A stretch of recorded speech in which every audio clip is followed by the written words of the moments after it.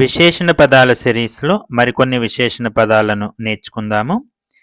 ఎత్తైన పర్వతం ఊంచా పర్వత్. తక్కువ ఎత్తు ఉన్న కుర్చీ నీచీ కుర్సీ. నీచే అంటే క్రింద అని అర్థం వస్తుంది. ఇది నీచీ కుర్సీ, తక్కువ ఎత్తు ఉన్న కుర్చీ. బరువైన సంచి భారీ బ్యాగ్, భారీ బ్యాగ్. తేలికైన పెట్టె హల్కా బక్సా లేదా బాక్స్ అనండి, హల్కా బక్సా. చల్లని నీరు ఠండా పానీ. హిందీలో పానీ పుల్లింగ శబ్దము, అందుకని ఠండా అనాలి.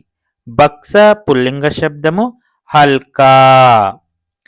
భారీ, ఈతో వచ్చేటువంటి విశేషణ పదాలలో ఎటువంటి మార్పు ఉండదు. ఇలా మనం విశేషణ పదాలు తరువాత వచ్చేటువంటి నామవాచక శబ్దం యొక్క లింగ వచనాలను బట్టి మారుతూ ఉంటాయి. Thank you.